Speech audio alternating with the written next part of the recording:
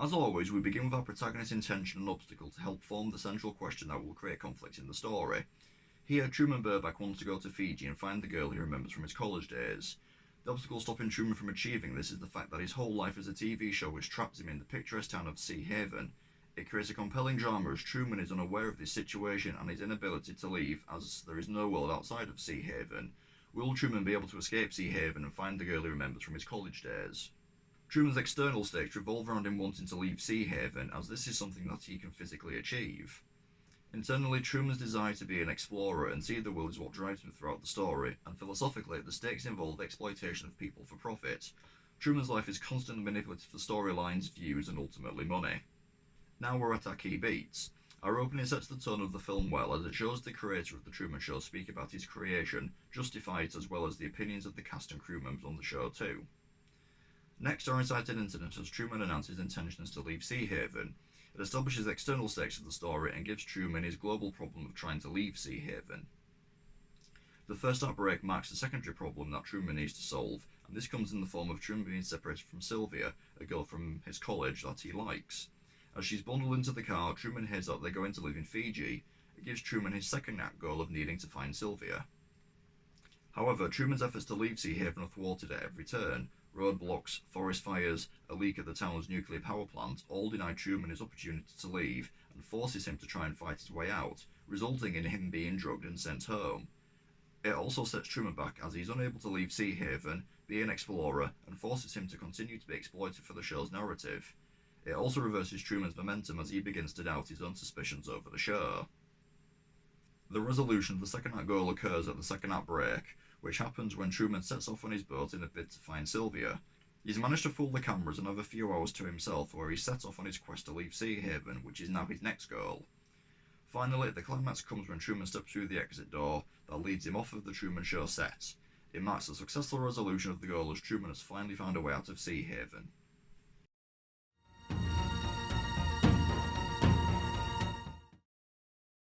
So now we've arrived at our first act. After our opening, a stage light crashes on set. Next, Truman is on his way to work and he buys a magazine for his wife. Whilst at work, Truman tries to connect with Sylvia in Fiji. He gets sent out on a job near the harbour and he's told he's slacking at work. Truman tries to get out of the job, but he isn't successful. Once he's at the harbour, Truman struggles to walk across the jetty after seeing a submerged boat. You can see its importance through our index card sheet in the link in our description. After seeing this, Truman heads home. Truman talks to his best friend Marlon and says how he's planning to leave Sea Haven. This is where Truman establishes the external stakes of the story relating to him wanting to leave for Fiji. After the chat, Truman is sitting on the beach.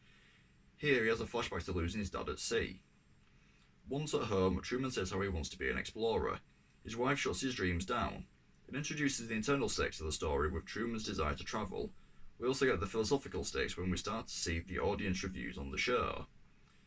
The next morning, Truman sees his dad in town. His dad is bundled onto a bus and driven out of town. Truman goes to talk to his mum about his experience in town. This is where Truman is blamed by his mum for his dad's death. Back at home, Truman looks through his Fiji travel case in the basement and he finds a woolen jumper. This prompts Truman to have a flashback to his college days. A mysterious girl gets escorted out of the dance hall.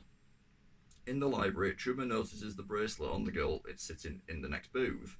Truman tries to talk to Lauren and Sylvia, but she says how she can't talk to him. When they're down at the beach, Sylvia tells Truman about the show. During her confession, she gets removed from the beach. It starts the secondary goal of Truman needing to find Sylvia in Fiji. It is also a threat to the philosophical stakes, as the showrunners don't want Truman to be with Sylvia.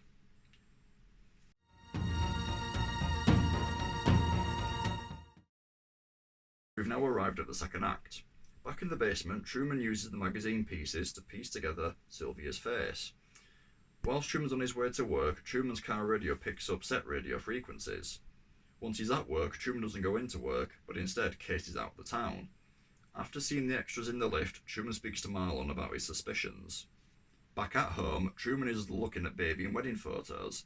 His mum mentions how she wants a grandchild, and once they've left, Truman spots that Meryl's fingers are crossed in their wedding photo. The next morning, Truman follows his wife to work. Whilst inside the hospital, Truman spies on his wife. After being escorted out of the hospital, Truman is unable to get a flight to Fiji. So after the travel agent was unable to help, Truman decides to get a bus.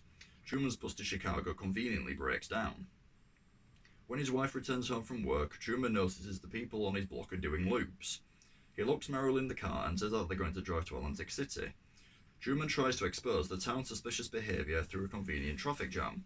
After a few moments later, the road is cleared up, and Truman says that they're going to drive to New Orleans. This leads us to our midpoint, where Truman's attempts to leave Sea Haven are thwarted at every turn. A police officer calls him by his name, causing Truman to fight his way out.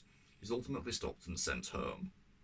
Once he's back home, Truman thinks his wife is in on the whole thing. He has a breakdown, and that gets interrupted by Marlon. Sitting on the bridge, Truman and Marlon are having a heart-to-heart. Marlon is being fed lines by the show's creator. A nice break from the heart-to-heart segues into Truman being reunited with his father. After the reunion, a Truman Show review show shows the show's popularity and the stats behind its success. The creator, Christoph, talks about how the show came about and why they manipulate certain storylines for entertainment purposes, in particular stopping Truman's desire to travel by making him afraid of the water. On the next call, Sylvia challenges Christoph over the ethics of the show. Christoph justifies his show as a way of protecting Truman and giving him a real life. The crew are worried Truman knows where the cameras are after he starts speaking to them. When he's on his way to work, Truman seems to be back to his old self, and a new love interest is introduced in the office. Back in the control room, there's footage of Truman asleep in the basement. Christoph is worried Truman has left after no reaction to a ringing phone. In a bid to rouse Truman, Marlon arrives at the house. Marlon finds out Truman has left the basement. For the first time in nearly 30 years, transmission is cut. There's a mention about how their ratings have never been so high. Back in the town, the cast and crew are trying to find Truman on set. After realising the ocean isn't being watched, Christoph sees Truman on the water. Transmission is then restored. Whilst he's on the boat, Truman produces a handmade picture of Sylvia's face.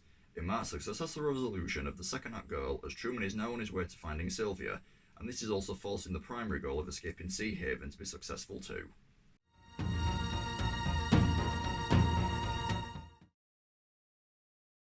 Desperate not to lose Truman, Christoph decides to scare Truman back to shore.